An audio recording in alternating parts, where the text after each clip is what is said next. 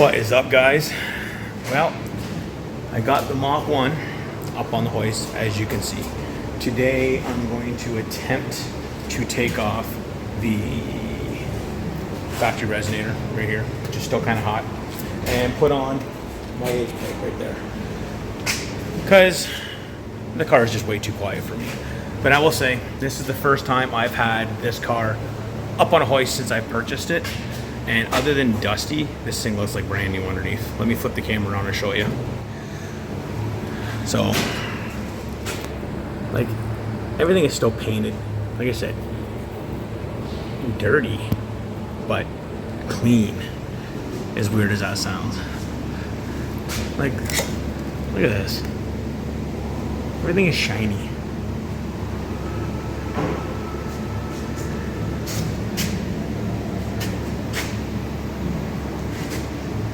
Car is perfect. Just a little dusty from, you know, regular road grime, what have you.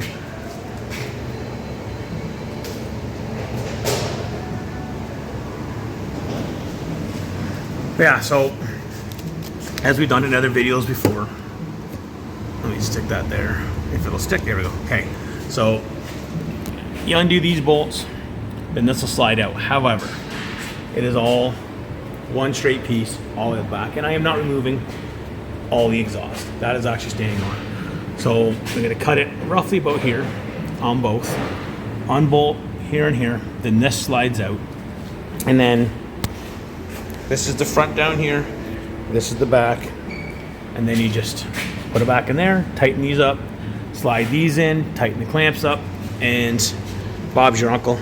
That'll be the H-pipe. I didn't do a video of the car running with the factory resonator because, well, we've all heard them. It ain't nothing special. They're quiet. Even with the active exhaust in track mode, it's still quiet. So nobody likes that. Nobody needs, it's just not wasting the time.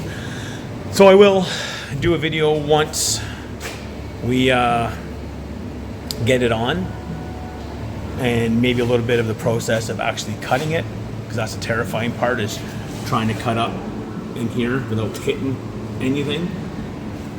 Like, even, hang on, look at that drive shaft. The thing is black. No rust, no discoloration. You can definitely tell this car has never seen a winter road. However, I live about 0.5 of a kilometer away from home, and I did just drive it here, but there is no snow on the ground, the roads are dry. So the only thing I can find wrong with this entire car so far is my drain plug.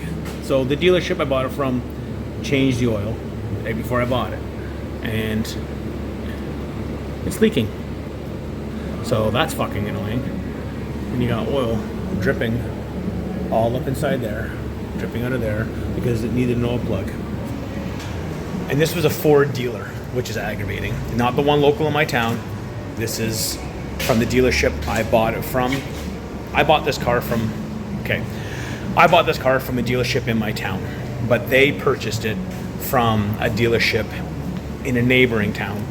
And the dealership here in my town never seen the car. Still to this day, I haven't seen it. I made the deal happen, paid the dealership here, they paid the dealership there. I went down there with a tow truck, towed it home. Didn't even take it to their dealer, so they've never seen the car. So I'm not faulting the dealership in my town for this, because it's not their fault. They had zero to do with it. They've never seen this car. But the dealer that I did buy it at, that should have been replaced, especially with the plastic drain plugs. I know with the metal ones you can get a few uses out of, but with the plastic ones, that should have been replaced the second the oil change was done. And the worst part is I can't even pop that out now to put a new drain plug in it, because I'll lose all my oil. So now I gotta do an oil change on this thing, even though it just had an oil change, and it probably has a total of 12 kilometers on it, if that. Not even, it probably has like, about 10 kilometers. So that's aggravating. But anyway, enough of me jammering on. I'm going to get my tools, get my marker, my Sharpie, to measure out where I've got a cut on the exhaust, and find a fresh blade for my Sawzall, and we'll get started on this. All right, I got them cut. And then now I just gotta undo these 4 bolts, slide that big monstrosity out, slide that back in, and tighten her up, fire the car up, and see how it sounds. Massive weight change. This ridiculous thing weighs quite a bit. But as you can see, it is off. So now it's just a matter of lining everything up. I may have to trim these just a smidgen more, but hopefully not. Right, we are done. As you can see, the H-pipe is on. Now this is a Roush H-pipe, for anybody wondering. I did have to take off that cover, which was not that big of a pain in the ass, but just annoyance. Only because I had to undo the muffler brackets there and up there, as well as here and here, so I could drop the exhaust down, slide it back, just so I can get it to fit nice and snug inside there. So it is done. No, I have not started it up yet. I will be doing that in a second, but first I gotta get that windage tray or whatever they call it for the back on the car. But it is pretty neat that the rear end of these cars are oil cooled. As you can see, there's a little rod right there, and all the oil lines that go into your rear end right here to keep it cool. So anyway, let me go ahead and get that cover back up, and then I will start the car up. We'll see how she sounds. But looking at this car more and more, it's pretty cool, all the different venting they've done. As I said, this is the first time I've been under the car since I purchased it, and I have actually never been under a Mach 1 before. So they've done a lot of venting, which is really neat. And let me show you here. Starting with the bottom one here, so you got the vents that go up in there, which, you know, right here, they cool a little radiator that's right there. That's pretty cool. And then the front, you've got a vent right here for your brakes. Same with here, all different venting. And that's on both sides to help with cooling and probably aerodynamics and everything else. So I'm not used to that with my GT. Definitely didn't have any of that stuff. And I'm actually not sure if my father-in-law's GT350 had all that stuff. I'll have to look the next time I have it up on the air. I don't remember. Or I can go back, I guess, and look at the videos of me doing his H-pipe and seeing if it has it. I don't actually remember. Anyway, let me get the cover back on, get it all bolted back up into place, and then we'll lower the car down and do a start on it and see how she sounds. This will be valves closed.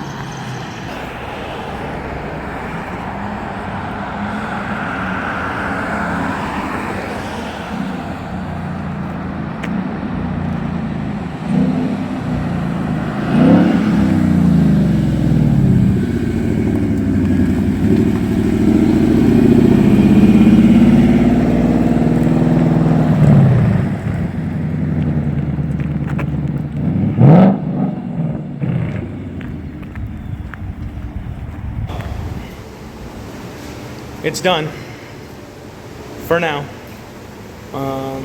It does sound a lot louder than what it was. Still not as loud as my black car with the Outlaws on it, but those exhausts will go on this thing eventually. But for now, that's just one more mod done to my Mach 1. So as always, like, subscribe, comment, you know, all that fun stuff. Stay weird. Till the next video. Thanks for watching. Later.